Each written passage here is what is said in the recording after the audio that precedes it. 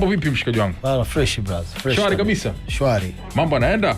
Alhamdulillah, namshukuru Mungu. Au sio? Yeah. Bana karibu sana ndugu yangu. Asante sana. It's been a long time hatujakutana muda mrefu kweli kweli. Yeah, sure. Sure. Na umejichimbia amini rafiki yangu. Nipo, sijajichimbia, nipo na tunaendelea na harakati za kufanya muziki. Lakini kwa muziki ambao nilikuwa nafanya nilijibobeza kidogo kwenye swala la music ya live band. Kwa na band yangu ambayo inaitwa Amini Band, ambayo sio band ambayo leo tuko hapa, ni band ambayo paka itokee tukio maalum ndo naenda kufanya shows. Yeah. Sio leo tuko hapa sio? Sio band ya leo tuko hapa, hapana. Okay. Yeah. Sasa hii mnakuwa mnafanyaje kazi? Yaani mazoezi nini inakuaje? Mazoezi yanafanyika katika wiki, yanafanyika mara 2. Okay. Jumanne na Jumatano. Okay. Kwa hiyo ni ratiba ambayo mshajipangia tayari? Hiyo tumejipangia kabisa. Kwamba bana sisi tunapiga tizi, ikitokea dude nenda tunaamsha. Tunakutana. Okay, that's fantastic.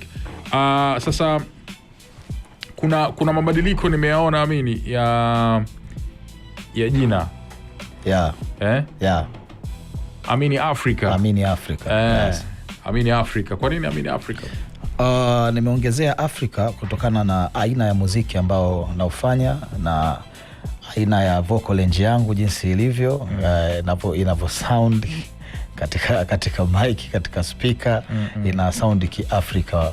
Unaona kabisa huyu kweli ni mwanamuziki ambaye anatokea Afrika, na nimeweka Afrika ili hata wale watu wa nje wakitaka kunitafuta moja kwa moja wanasema tunamtafuta Amini Afrika. Okay. Kwa hiyo wanakuwa wanapata jibu sahihi kuanzia jina, maudhui ya nyimbo zangu na sauti pia. Yeah.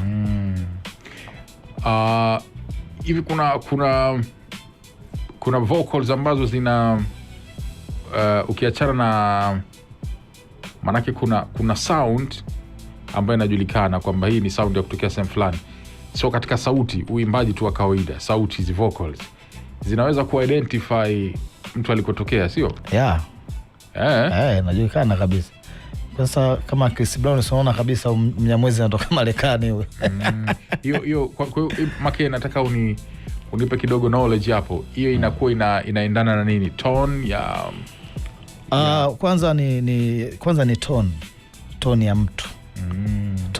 Tone ndio inatambulisha kwamba huyu mtu anatoka sehemu gani. Kwa hiyo hata ukisikiliza wakiwasikiliza wanamuziki wa Nigeria, anavyoanza kuimba tunajua huyu mtu anatokea Nigeria kutokana na tone yake jinsi ilivyo na aina muziki ambao anaufanya. Yeah. Okay. Kwa hiyo kumbe sauti inaweza ika-identify mtu na eneo lake kabisa. Hello. Okay. Hata Kongo si unaona? Basi bana huyu Mkongo huyo. Okay. Sawa. FM.